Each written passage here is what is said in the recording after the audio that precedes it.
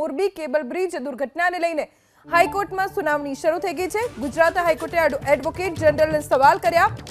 સરકારની કામગીરી સામે હાઈકોર્ટે સવાલ ઉઠાવ્યા છે।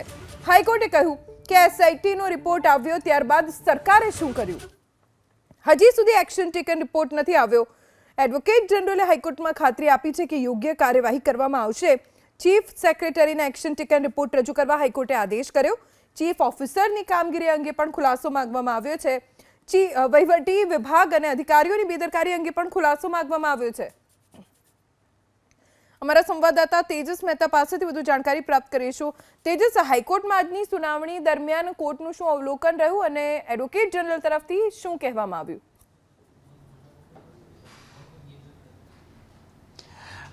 જી, મુખ્યત્વે આજની સુનાવણીની અંદર ગુજરાત હાઈકોર્ટે જે મહત્વના સવાલ ઉઠાવ્યા, ઓરેવા કંપની તરફથી જે રજૂઆતો કરવામાં આવી, ખાસ કરીને વળતરને લઈને જે મૃતકો છે તેમના પરિવારજનોને જે વળતર વચગાળાનું ચૂકવવામાં આવ્યું, તે ઉપરાંત જે બાળકો જેમના માતા પિતા રહ્યા નથી તેવા સંજોગોની અંદર તેમને કેટલો ખર્ચ આપવામાં આવશે તે બાબતની જે રજૂઆત હતી તેને લઈને હાઈકોર્ટે ક્યાંક નારાજગી પણ વ્યક્ત કરી અને આખા મુદ્દાને લઈને કોર્ટે એ પણ સ્પષ્ટ કર્યું કે ઓરેવા કંપનીને અગાઉ જે નિર્દેશો અપાયા હતા જેની અંદર ટ્રસ્ટ બનાવવાની વાત હતી, ટ્રસ્ટ તો બનાવી દેવાયું છે પરંતુ એ ખર્ચ કઈ રીતે ઉપાડશે તેને લઈને આખો જે મુદ્દો છે તેને લઈને પણ કોર્ટે સવાલો ઉઠાવ્યા।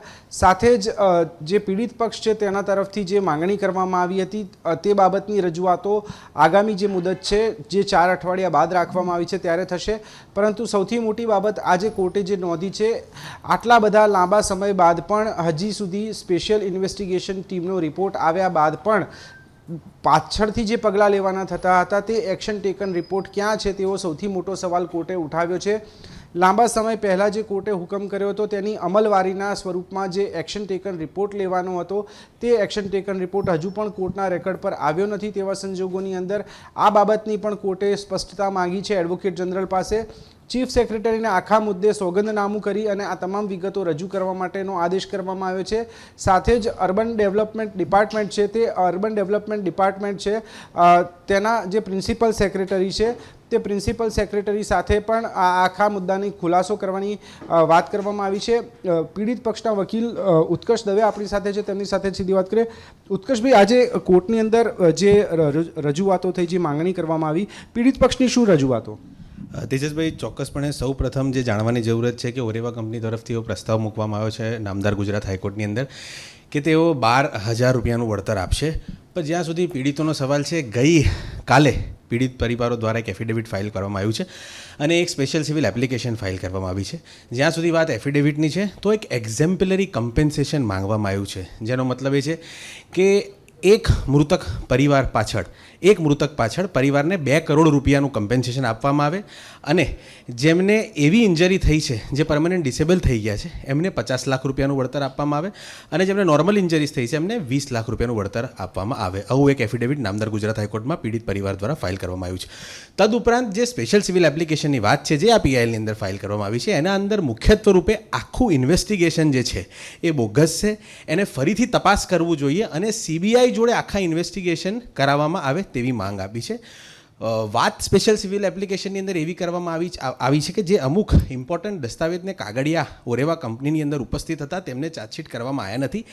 એસઆઈટીના રિપોર્ટની અંદર ઓરેવા કંપનીને મુખ્ય રીતે જવાબદારી ઠેરાવવામાં આવી છે કે પુલ તૂટવા પાછળનું મુખ્ય કારણ એ છે એમના મેનેજિંગ ડિરેક્ટરનું છે અને એમના 2 મેનેજરોનું છે।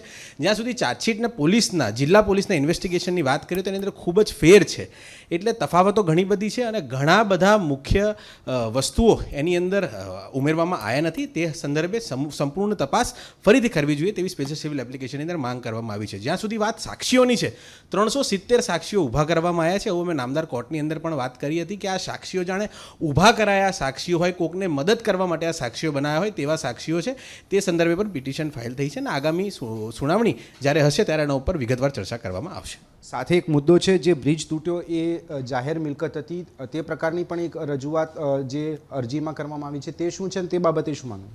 ચોક્કસપણે તેજસભાઈ, એ વસ્તુનો બી ઉલ્લેખ કરવામાં આવ્યો છે કે આ જે બ્રિજ છે એ એફિડેવિટની અંદર પીડિત પરિવારો દ્વારા કહેવામાં આવ્યું છે કે આ જે મોરબીનો જે બ્રિજ હતો એ મોરબીનું ઘરેણું હતું અને આ બ્રિજ જે તૂટ્યો છે એ સંપૂર્ણપણે ઓરેવા કંપનીની બેદરકારીના લીધે તૂટ્યો છે. એટલે આ જે બ્રિજ છે એ પાછો કન્સ્ટ્રક્ટ થવો જોઈએ અને એ વસ્તુ કોર્ટ ડિસાઇડ કરશે કે એ કોના ખર્ચે કન્સ્ટ્રક્ટ થશે. શું એ ઓરેવા કંપની પોતે કન્સ્ટ્રક્ટ કરીને આપશે અથવા તો એ સરકાર ફરીથી કન્સ્ટ્રક્ટ કરશે અથવા સરકાર અને ઓરેવા કંપની બંને ફરીથી કન્સ્ટ્રક્ટ કરશે. એટલે જે રીતે અત્યારે માહિતી મળી રહી છે 4 અઠવાડિયા બાદ જ્યારે સુનાવણી થવાની છે આખા મુદ્દાને લઈને કોર્ટે જે સંકેતો આપ્યા છે 4 અઠવાડિયાની અંદર તમામ વિગતો કોર્ટ સમક્ષ રજૂ કરવાની રહેશે.